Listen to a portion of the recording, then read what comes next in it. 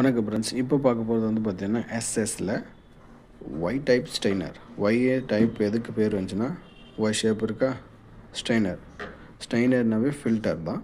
So உங்களுக்கு இதோட front view பார்த்துக்கோங்க. உள்ளே வந்து ஃபில்டர் இருக்குங்களா, ஏருக்கு, வாட்டர், லிக்விடு, ஆல் ஐட்டத்துக்கு இதை யூஸ் பண்ணலாம்.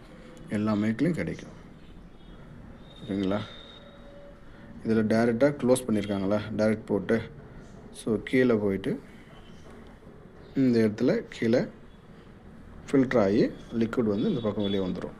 ஸோ அங்கே பாருங்கள், இந்த டைரெக்ஷன் வந்து டம்மி போட்டு க்ளோஸ். ஸோ நம்ம லிக்விட் ஏரை உள்ளே விடும்போது இந்த ஷேப்பில் நம்ம ஒரு இது அவுட் எடுப்பாங்க அந்த சைடு. ஸோ நம்ம இந்த டைரெக்ஷன் ஃபிக்ஸ் பண்ணும்போது இன்னும் உள்ளே போகுது, டைரெக்டாக இது உள்ளே தான் போகும். இது க்ளோஸ், இதில் ஃபில்டர் வச்சுருக்காங்க. ஸோ பார்த்திங்களா, இந்த ஹோல்ஸ் வழியாக வந்து நமக்கு ஃபில்டர் ஆகி எல்லா லிக்விடும் இப்படி வந்துடும். ஸோ இதில் வந்து பார்த்திங்கன்னா டஸ்ட்டு பார்ட்டிக்கல், இப்போ லிக்விட்னால் பர் ஐட்டம் இருக்கும், அந்த மாதிரி ஐட்டம் ஃபில்டர் பண்ணி மிஷினுடைய லாங் லைஃப் வர்றதுக்காக இது யூஸ் பண்ணலாம். அப்படியே ஏரில் போகும்போது சில டஸ்ட் பார்ட்டிக்கல் இருக்கும், இதில் வந்து எல்லாம் ஸ்டோரேஜ் ஆகிரும்.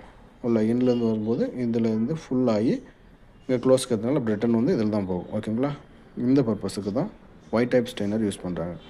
டஸ்ட்டு பார்ட்டிக்கெலாம் இங்கே கலெக்ட் பண்ணுறது, ஸ்டார்டிங் ஸ்டேஜில் கலெக்ட் பண்ணுறது.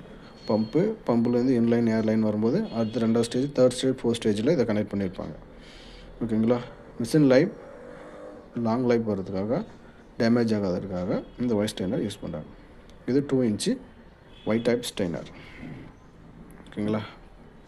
பாருங்கள், டைரெக்ஷனும் கொடுத்துருக்கோம், அவுட்டு என்ன. ஓகேங்களா. பிஎம்னா 2 இன்ச், 50னா 2 இன்ச். ஓகேங்களா.